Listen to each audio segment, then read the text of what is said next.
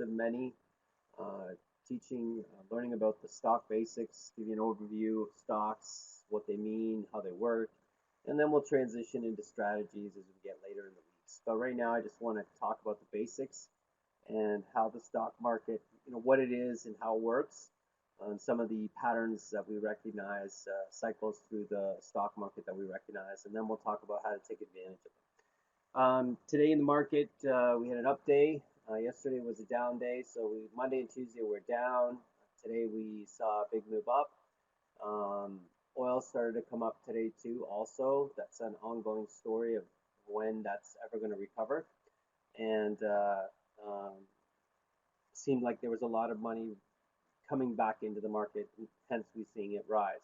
So tomorrow will be an interesting day. Tomorrow's the jobs numbers, the unemployment numbers. So we'll see what those numbers look like. Could be, I couldn't even tell you. It could be, 1 million, could be 5 million tomorrow. Clearly, there's, this is prolonging. This coronavirus is prolonging into another month, and more people are out of work. So we'll see how the market reacts to it. The last, let's see, three, 4 times, yes, the numbers have been all bad, and the market the first 3 times did very well. The last time not so well. It did come up at the end of the day, just as they were announcing the possibility of reopening the economy in the U.S. And there was a pharmaceutical company that said that they had some good results from some testing, and the market shot up and gapped up in the morning, which means it opened much further up, or just higher up than where it closed. So that was on Thursday. Then uh, Friday we had what did we have Friday? Friday I think was an up day, and then Monday, yeah, Friday was up, Monday down, Tuesday down, and Wednesday up. So that's where the market is now.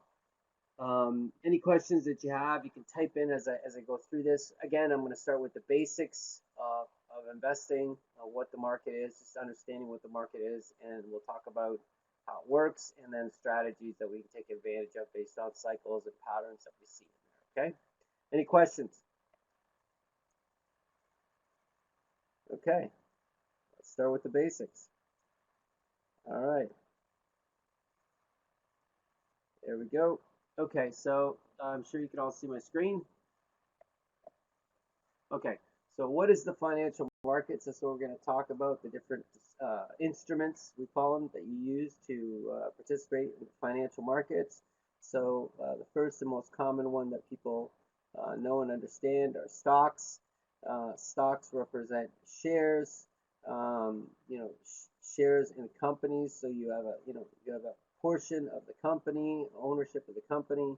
Um, and these are non-voting shares. Typically, you're not voting on things. These are just shares. Now, there's shareholder meetings, and they could hold votes based on and I guess if you have a share and it's a share that allows you to vote, you can vote on things.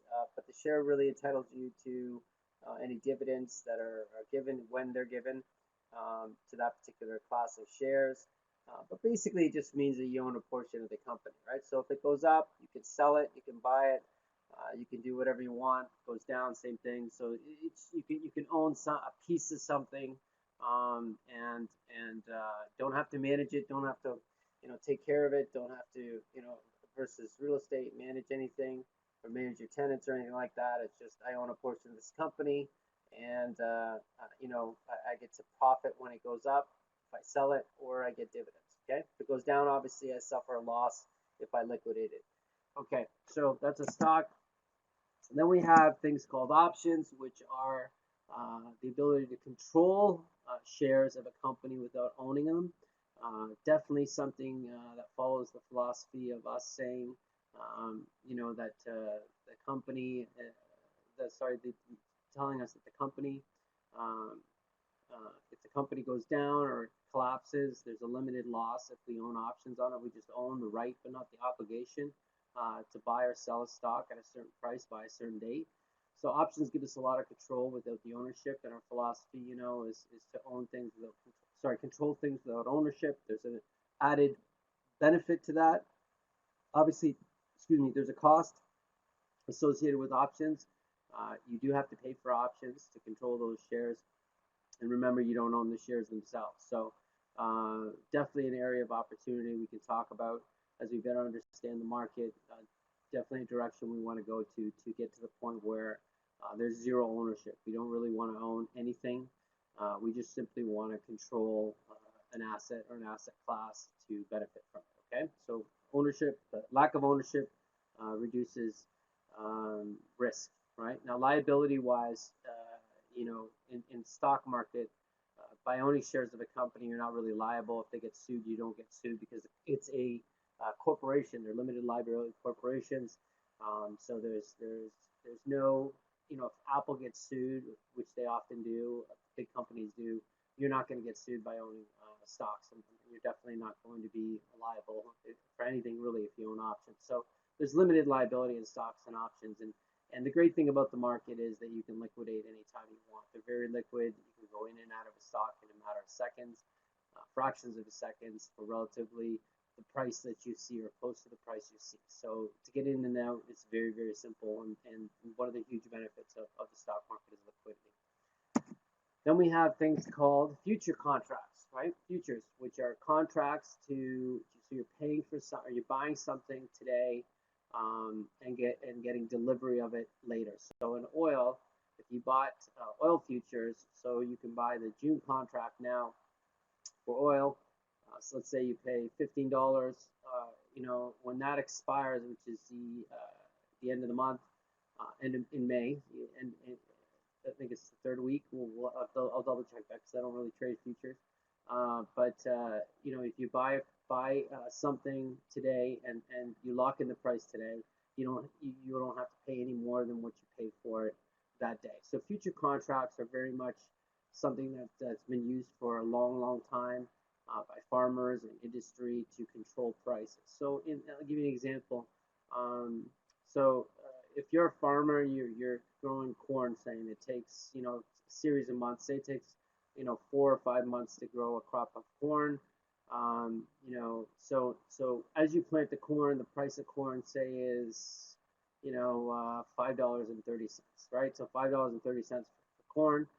For bushel of corn. So what you can do is you can sell half your crop before it's even planted, before it's even growing. You can sell half your crop for $5.30. And what it does is it allows the farmer to control some of his costs and knowing what he's going to sell the product for. Now, if that product goes to corn, there's a scarcity of corn, there's some kind of natural disaster and corn shoots up to $10 a bushel, that farmer can't sell those contracts for the bushels that he sold it for $5.30. They're $5.30. So he gives up something. He gives up the benefit of the market going up, but at the same time, if the market goes down, he knows he sold them for $5.30. So it helps the farmer control some of the costs of a future event. Same thing with another aspect would be airlines. If airlines buy future contracts of oil at $20 and it goes up to $70, they only have to pay $20. So they often buy future contracts to try to control the cost of fuel, to control to try to fix some of those costs of operating their business, so they can be more accurate on potential profit that they make based on other factors. Okay, so future contracts, very popular. There's a lot of opportunity there because of leverage. You can get future contracts where you're 20, 30, 40, 50 to 1, depending on what it is, leverage. So options give you that same kind of control, where you're controlling, for $100 stock, you might pay $5, which is 25 to 1 to control that option, right? To control that stock. So the reason options and futures are exciting for us is they give us leverage, and they limit the risk. When you use these instruments. Obviously, with leverage, you got to be recognizing that when you do leverage, it cuts both ways. It can accelerate profits, but it can accelerate losses. you have to know what you're doing. Okay, especially when it comes to futures, which are much more, in my view, they're more dangerous than options. You need to be on top of that to gain the benefits of what future contracts give you. Okay. And then we have Forex, which is foreign exchange. That's what Forex stands for. We say lots because you buy, a lot, which could be, $1,000 or 10,000 or $100,000 of a currency, and you trade currency for currency. So you're literally trading U.S. dollars for Canadian dollars, or vice versa, euros for, the Australian dollar. It could be the pound to the U.S. dollar. It could be any kind of currency that's out there that's basically they're all fiat currency or floating currencies. You can trade against them. And what you're hoping, obviously, if you bought, with Canadian dollars, if you bought U.S. dollars, you're doing that because you believe U.S. dollars are going to be worth more, at least in the short term or even long term versus Canadian dollars. So you want to trade your Canadian dollars for U.S. dollars, watch the U.S. dollar go up, and then trade them back into Canadian dollars, and you'll be able to buy more Canadian dollars with your U.S. dollars. So Forex is a, again, highly leveraged product, 50 to 1, which you need because you're trading fractions of pennies, really. So you definitely, Forex accelerate profits, but it cuts both ways with leverage. It can go the other way on. Okay. Any questions about any of those? It's okay if you have questions. Go ahead. Everybody's good? All right. You're still all there, yes? All right. Okay. So financial market cycles, very interesting. As markets start to rise, we definitely see optimism, right? So the market's going up. We see a bunch of optimism. People are feeling confident. Now the average person might not jump into the market. They're just kind of watching it as it rises and feeling good, about what they have, or just the idea that the world's a better place because values are going up, asset values are going up, everything's good. Then we get a little bit of excitement because you hear that, the S&P or the Dow is, brand new high, all-time high, things, people are getting excited. They're like, what's going on? Over there, people are making money, people are talking big profits. Why am I not, this is the average person, why am I not participating, right? So after excitement, we get a euphoria.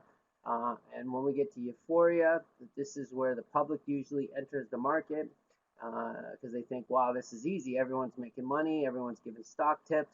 Everyone seems to know, that, you just can't lose money. That's euphoria, right? Just can never go down. It's going to keep going up.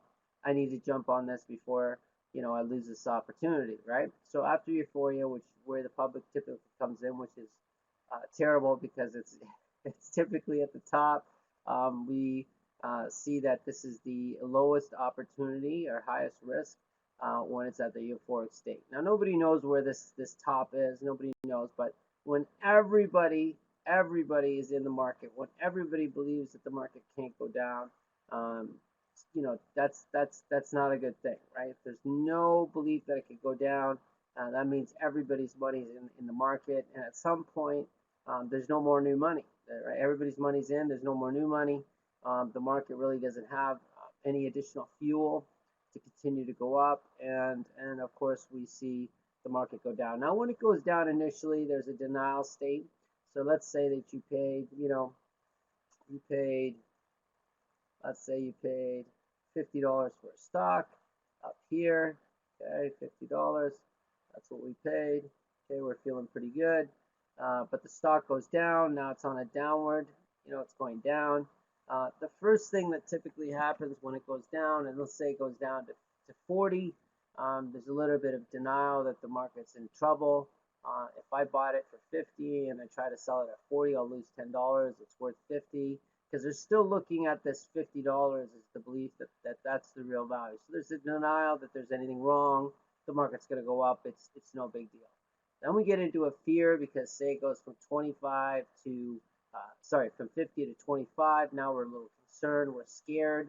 What are we going to do? Because as things go down, so here, let's say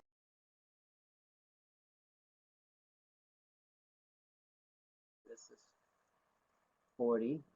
Okay, that's the denial stage, and down here goes down to 25.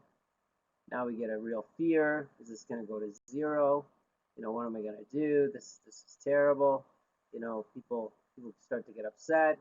I paid 50 for it. It's worth 50. Why is it at 25? I don't understand. So there's a huge amount of fear. When that fear accelerates, we see the panic selling. That's in panic mode. Now it's sitting at $20 or even $15 now. Real panic. This is going to go to 0. The world's going to end. The markets are going to go to 0. That's kind of the feeling that people get. And in the panic stage, when we get to the panic stage, that's when we see indiscriminate fear and panic, mostly panic. We see indiscriminate selling. So everything's being sold. Nothing's changing with the company necessarily, but everything's being sold because people are just in a panic mode. The world's going to end. It's going to go to 0. Okay. Then we get into a depression stage where your stock now is say worth, it's worth, $10 or even $5. Let's go with $5. It's worth $5, and you're like, this is horrible. Your stock statement comes in, or you don't even look at your statements anymore. You don't look at your RSP, your 401k. You don't look at it anymore because you're in a depressive state. It just makes you sad to look at it. Now at that point, when all the money is sold, when we sell all this, and there's no more selling, like there's no more sellers. Sellers are all out of the game, and there's a huge amount of money on the sidelines, or the government, which often happens. The government comes into the game, and they decide, they're gonna put money into here. And remember something. I just want to remind you something here. Okay, so for the market to go up, this upward motion that we see, new money. So new money has to come in. Okay, new money. Okay, so that's what makes the market go up. New money comes in, market goes up. When the market goes down, here, when we see it go down, it's because money is leaving. So money is leaving. Okay, so leaving. That's what's happening. Okay.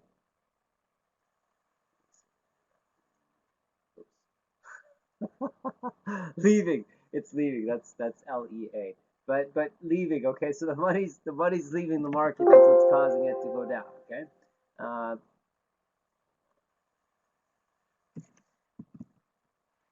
Oops. Oh, that sucks. Okay, so it took all that away from me. That's all right. Okay, we were over here. Okay, so we're now, in this depression stage, which all the money's left the market that can leave. There's no more selling. So this is the highest opportunity and the lowest risk because there's just no more selling, right? And also we know, if we do know, because typically the Fed and the government announces it, they say, hey, we're going to throw money into the market. Don't worry, everything's okay. We're going to stimulate the economy. So as they put that new money in, what happens is we see the market go up, right? The market's going to go up. Why? Because now the government is putting in, right, new money, okay? And this is, new money. And this is a combination of the government putting in money and there's no more selling, right? So when this selling happens, and you hear this, there's all this money, we call it on the sidelines. So there's money on the sidelines. So people have sold and they're sitting on this cash and they're not doing anything with it. Or it's in bonds, very low yield bonds, not producing a lot of money. So this money plus the government's money creates a upward move, right? And then what happens?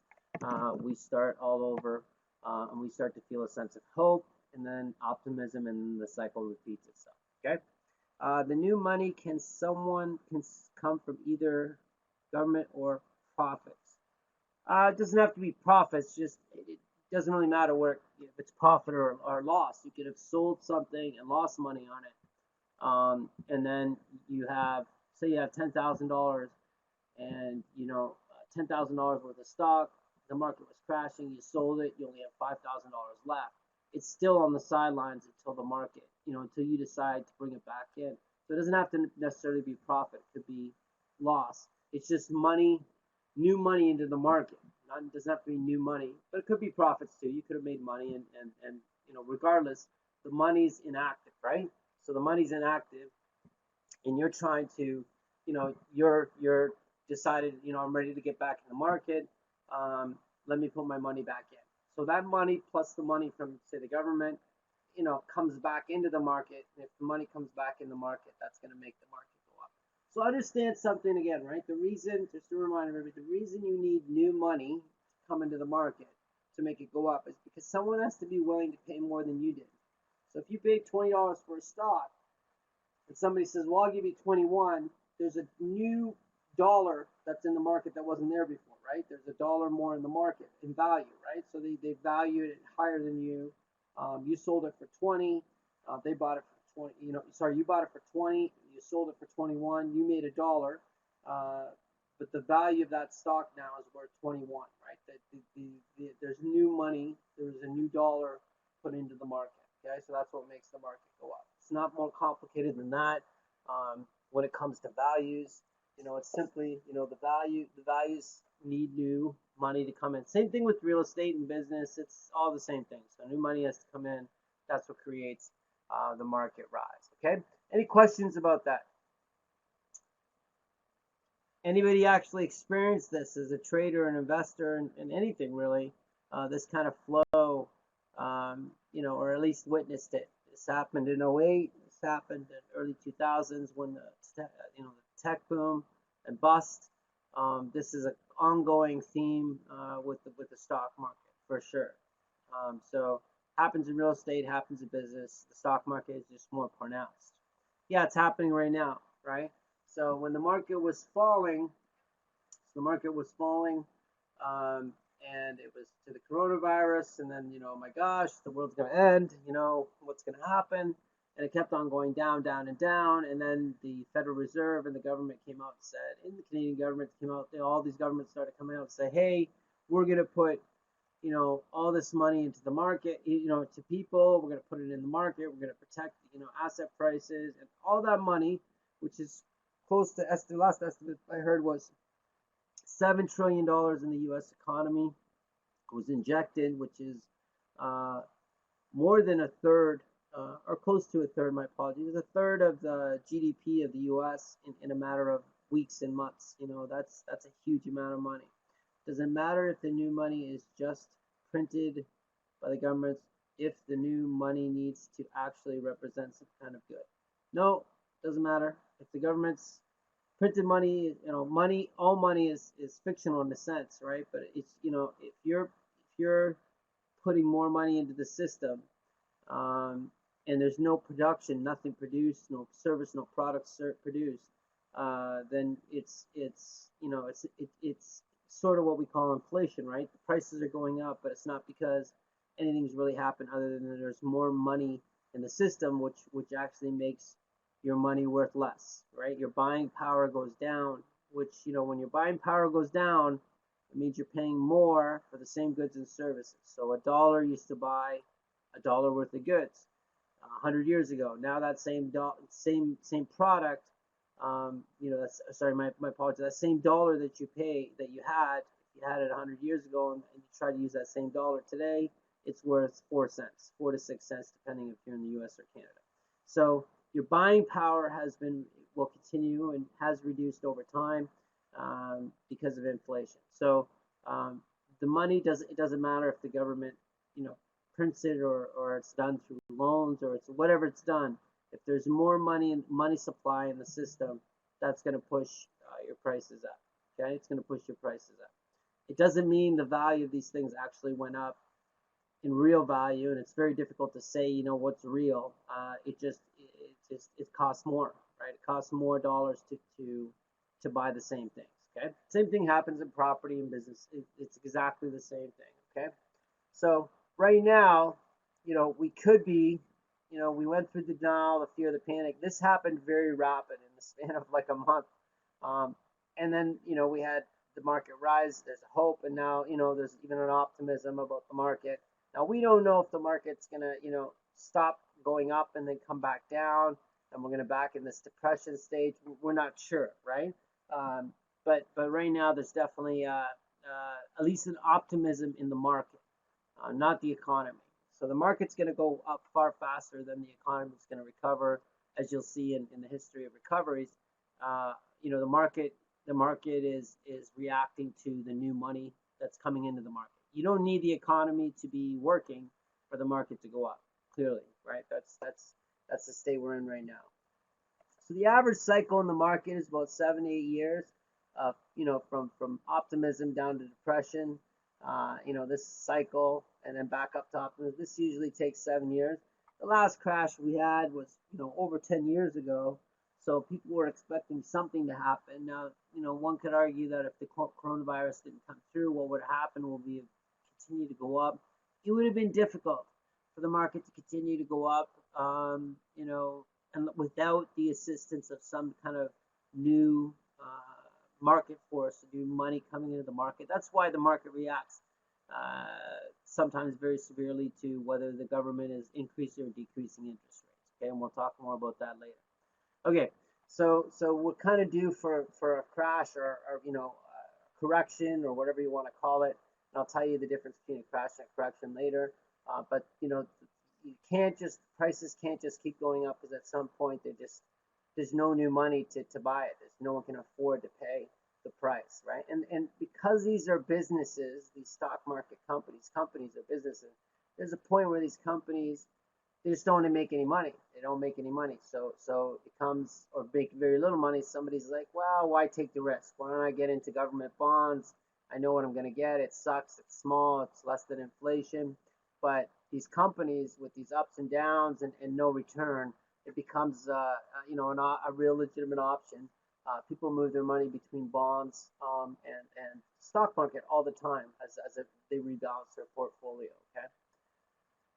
Okay, so trading vocabulary, some of the, you know, things that you should know. You know, long. What does long mean? Long just means that you own stock, that company. So if I'm long, I own it. That's all that means. Okay, so if I'm long a stock, it means I own it. So own.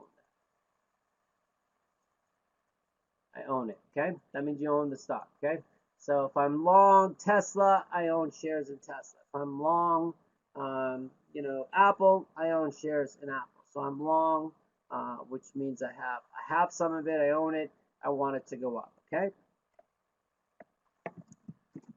Short means I sold it. So sold, okay? So I sold it. So I've sold the stock. Sold. Okay, so sold. I sold the stock, okay? So if I own a stock, obviously I want it to go up. Yeah, if I own a stock, I want it to go up. If I sold a stock, I want it to go down. Okay, so if I own it, I want it to go up. If I sold it, I want it to go down. Sold means, when I say sold, so own means sold. If I'm long, I want it to go up. If I'm short, I sold the stock, I want it to go down. Now, when we say sold, you know, I sold the stock, it means you sold something you don't know. Talk about shorting. Well, I can talk about it right now if you want. Why don't we go through the phrases and then I'll explain shorting, because a lot of people, you know, have a problem with the idea of shorting, what it means, how does it work. So I will explain that, okay? Because I mean, if you're just buying stock and you're hoping for the market to go up, you're obviously missing some opportunity because the market goes up, down, and sideways, and you need to trade or invest based on what the market's doing, not what you want to happen, right? So we go over to the next thing, bullish market or bull market. So bull market means that the market bull market is a market that's going up. So there's a steady flow of money coming into the market. Values are going up. Bull means up. So bull, think of a bull. You know, how does a bull attack? It puts its horns down and thrusts up. And that's what the market does. It thrusts up. Okay, so bull market means it's up, right? It's going up. The sentiment or the feeling is the market's going to continue to go up and rise. There's a steady flow of new money coming into the market. That is a bull market. Then we have a bear market. So a bear market swipes down. That's right. A bear market is when the market is going down. So bears they swipe down when they attack. It's an easy way to remember just bear market. So it goes down. The other one you can do is down, think of bear bottom, bull-headed, right? So up, your head's up and your bottom is down. So bull-headed and bear bottom. Bear is down, bull is up, right? So just different ways of thinking about it. It's not really difficult once you get your arms around it and you remember it a couple times. Bull is up, bear is down, right? And you'll see bull and bear images on CNBC when they're talking about the markets, even on the stock exchange. You'll see these images with bulls and bears representing what the market's doing. So to be a bear market, money's leaving the market and not returning. So it's leaving, it's going to the sidelines or somewhere else. Bear market represents values coming down and money leaving. Bull market is new money's coming in and values are going up. Okay.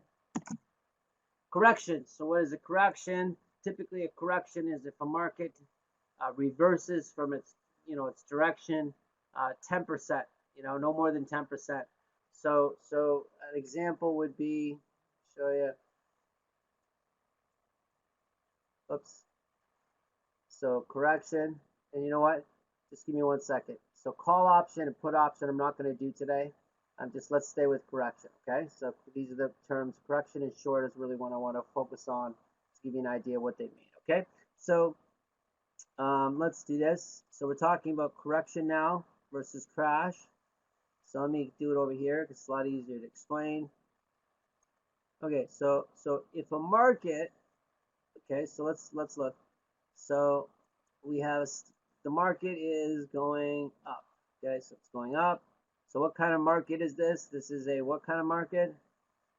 This is what kind of market? Is it bullish or bearish? It's bullish, right? So the market's going up. It's a bullish market. Good. Now, a correction is when a market is going in any direction. In this case, it's going up. It's a bull market. It comes down 10% max. 10%. Okay, so it comes down 10%.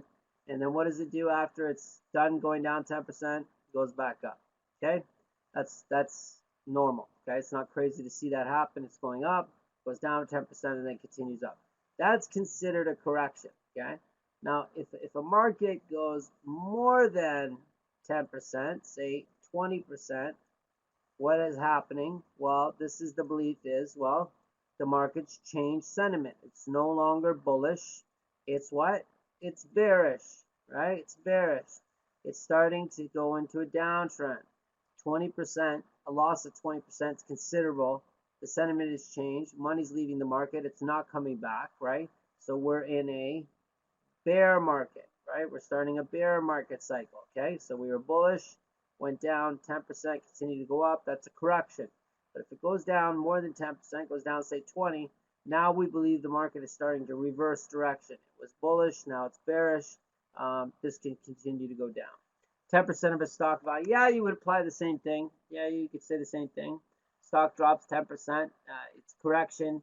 Drops 20%, 30%. You think that the stock is in a bear direction, bearish direction. Yeah, same kind of concept would apply. Okay.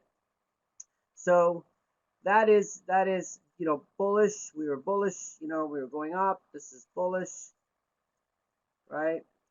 Bull. Okay. It's bullish now, but then when the market goes down, we're in a bear mode. So we're bearish. Bear. Okay. Bear mode. Okay. So now we're in a bear market. Okay. So bullish bear. Correction is drop of 10%. So if we're just dropping 10. This right here, this is called a correction, okay? Correction. Okay? But if it actually goes more than 10%, this is called change of direction. This is called the trend has changed. Now we're going from bull to bear markets, okay? Now, the one thing I want you to understand is this works both ways. So you could have the opposite happening. Right? We could have a bear market. It's going down, market's going down, and there's a correction. It goes up 10%. Okay? goes up 10%, but it just goes up 10% and it continues going down. So it's just correcting.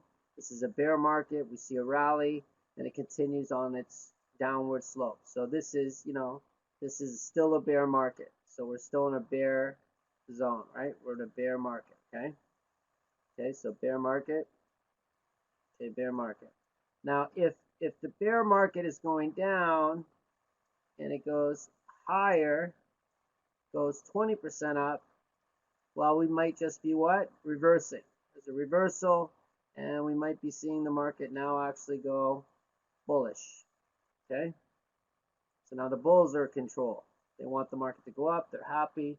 It's gone up 20%. Okay? So bullish and bearish is the direction of the market. A correction is a reversal of that direction, a slight reversal of 10% or less. But if the market adjusts or reverses more than that 10%, say 20%, the market could be reversing and starting to go in a different direction. Does that make sense to everybody? Any have any questions? So when you hear them say the market's just in correction zone, they're in the 10% zone. There's no reversal. They just, they're confident. Just sell off for profits. The money's going to come back. So the money that left the market is going to come back, plus new money. Market's going to go back up. No worries. Everything's okay. Okay. No questions. Good. Please feel free if you don't understand. This is it's your opportunity, right? Ask away. Ask questions. Okay. All right. So let's talk about the other concept that we talked about on that previous slide. We talked about shorting. Okay. So long means I bought something. Short means I sold something. Okay. So short. Okay, what does shorting mean? Okay, now a lot of people have a problem with shorting because they don't understand how it works. How can you sell something you don't know? How's that even possible, right? So shorting confuses a lot of people. Okay, so shorting. What is shorting? Okay, so shorting is when you sell a stock you don't own. How do you sell something you don't own? Well, your broker allows you to borrow shares from them. Okay, they allow you to borrow shares. So what happens is, so this is you right here. Let's see if we can draw this. Okay, let me just do this. This is you. Okay, so this is you, and over here is your broker. Okay, your broker. So your broker is here. Don't tell me. I don't know why they're wearing a hat, but they're wearing a hat. Okay, so your broker has shares. Okay, so he has shares of Apple. Okay. Okay. So he says, I have, say he has 1,000 shares of Apple in his inventory. He owns them. Okay, 1,000 shares of Apple, and Apple's trading at, say, just to keep it simple, $250. It's higher than that today, but $250. Okay, so $250. You say to him, you say to your broker, I would like to borrow your Apple shares, and the broker says, no problem. I will give you 1,000 shares that you want of Apple. So I'll give you the 1,000 shares. All you got to do is give them back to me at a later date. So you're not buying them from the broker. You're borrowing them. You're borrowing them. Okay? So he says, here's 1,000 shares. I don't care what the price is, what the current price is. I just want you at a later date to give me those shares back. Okay? That's all you got to do. So what happens is you go into the open market, okay? This is going to be the market, okay? You go into the open market and you sell these 1,000 shares, that's 1,000 shares for $250. So you sell, let's do that. You sell 1,000 shares, okay? You sell 1,000 shares. So someone pays you $250 per share. Okay, they pay you that. They give you $250 per share. Okay, so what happens next? Well, the reason you're selling these shares is you think that the share value is